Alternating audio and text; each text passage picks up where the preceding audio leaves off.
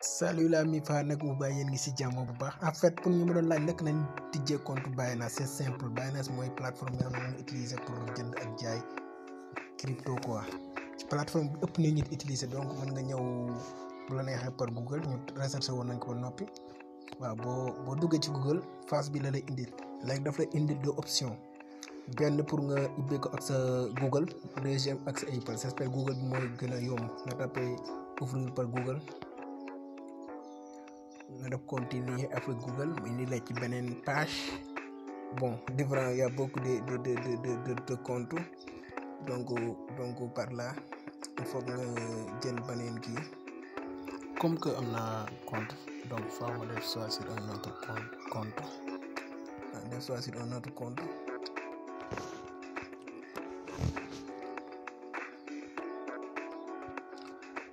continuer voulez-vous continuer avec DJMPN.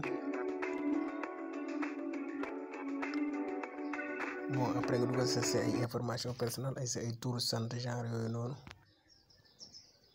bon c'est ouvert donc après nga dem sa money Binance nga kii ko nga vérifier ko par pièce d'identité nga ñëw ci application bi nga ñëw ci 3.4 points yële ci kaw boo ci duggee foofu ngay mën a defee vérification yi waaw fii parce que man sama compte ubbi naa ko pare mais fu dee ko doo ko ubbi fii nii du la fi defal vérifier donc foofu ngay ñëw nga jël sa photo pièce d'identité nga vérifier ko ak sa face ID c'est-à-dire sa visage daf koy soxla comme ça compte vérifier nga doog ci mën a def ay transactions ok merci bien.